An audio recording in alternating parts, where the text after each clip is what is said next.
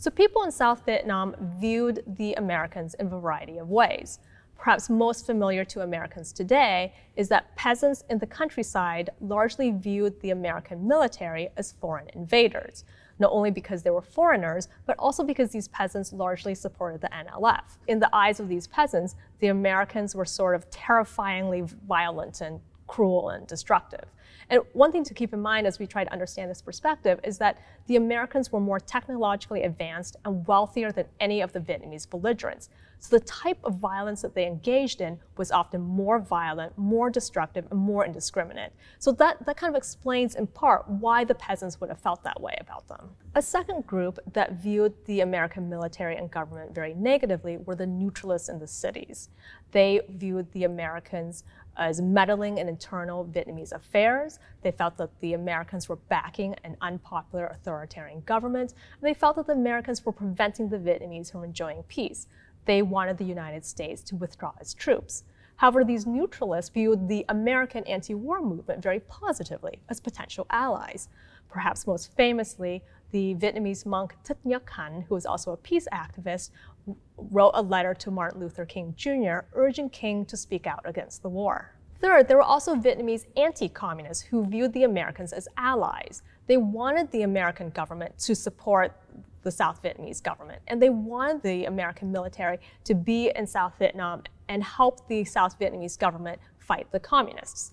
However, these anti-communists could also be critical of the Americans, but in a different way. They often felt that the American government wasn't very respectful of the South Vietnamese government. They often felt that American soldiers were not sufficiently respectful of Vietnamese people, that they looked down on Vietnamese people. They were also concerned about the consequence of the massive American presence on Vietnamese society. So for example, they were worried that the presence of so many American soldiers was driving the growth of the sex industry in South Vietnam. And they felt that the American presence was corrupting Vietnamese culture. They also worried that there were young Vietnamese who were so attracted to American culture that they would forget their roots and would stop being Vietnamese and start becoming American instead. Lastly, we should think about Vietnamese perceptions of the Americans that really didn't have to do with politics. So there were a lot of young Vietnamese who were very attracted to American pop culture. They liked to watch American movies, they liked to listen to American rock and roll, they wanted to dress like hippies. So American pop culture was appealing to young people in South Vietnam, or in rather South Vietnamese cities, just like it was to young people around the world. There were also Vietnamese who regarded the Americans as a source of economic security during difficult times.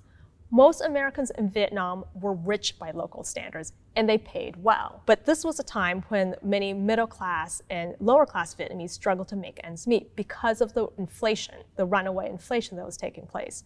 So for a Vietnamese in that situation, getting a job with the Americans as a taxi driver or as a translator meant being able to support their family, meant being able to support themselves.